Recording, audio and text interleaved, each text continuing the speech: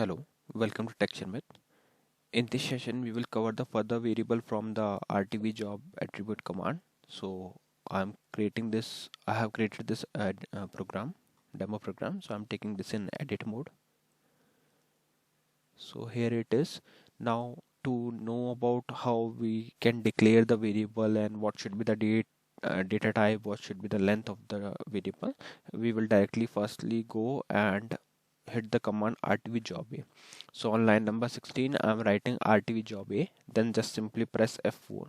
So once you press F4 you will reach to this screen where you can find all the information related to the variable that we can retrieve from the rtv job a command. Okay, so these are the variables that we have already covered, so I'm doing page down. These are also covered. Today we are going to discuss about these three variables, which is date time, day of week and time zone. So as its name suggests, like they are doing the same thing. So but to know more about this, what you can do, you can just click here and then press F1. So once you press F1 it will take you to this screen where it is mentioned specifies the name of CL variable that receives the current local date and time for the job. So if you want to fetch the current date and time for the job, then you can use this variable date time. Okay, this variable should be of type character with minimum length of 20. Okay, the local job date and time is written in the format this. So this will be the format for the date time, or you can say timestamp, which is as YYYY MM DD HH NN SS and then X. So where YY is a year, MM is month, DD is day, HH is hours, NN is minutes, and SS is second. And the last, these X values are microseconds. So this is how we will retrieve the date time for the job in this format. Now below to that we have day of week. So if I press F1 here, so it will give me information regarding this. So here it is mentioned, specify the name of CL variable that receives the current local day of the week for the job. So it is basically returning the current week day of the week. Okay, this variable must be a character variable with minimum length of 4 characters. So these are the possible values that this variable return, which is Sunday, Monday, Tuesday. So it is written as SUNMONTU till Saturday. Okay, so basically it is giving the day of the week. Now the third one is time zone. So if I press F1 here, so it is mentioned here, specify the name of CL variable that receives the name of the current time zone description.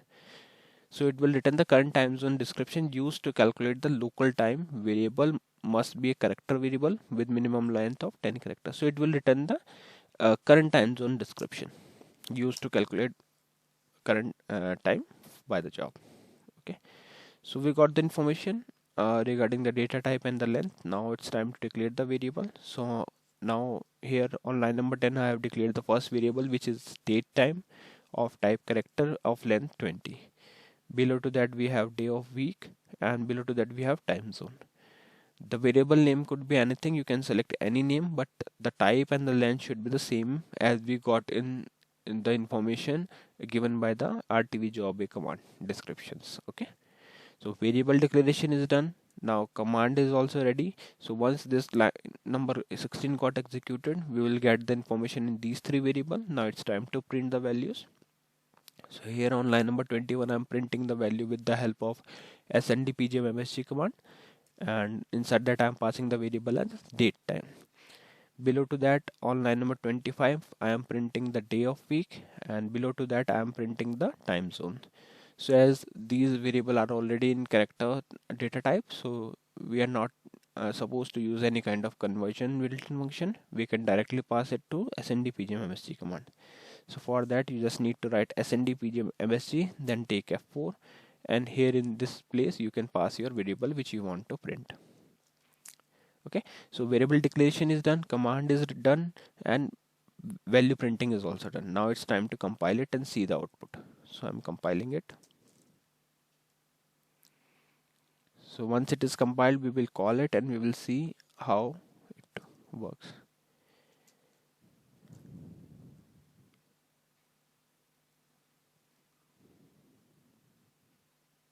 Okay, so it is compiled successfully. Now I'm calling this. So first value it is returning is timestamp or date time of the current job. If I do page down, this is the second output, day of week, and this is the third output. Third output is basically for the time zone, the time zone description that are used by. So time zone is this. So it will return the current time zone description used to calculate the local job time. So this is how you can utilize this retrieve job attribute command for fetching the information related to date time, day of week, and time zone. So I hope it is clear to all of you, and that's all for this session. In the upcoming session we will discuss few more things. So thank you for watching TechShare Method.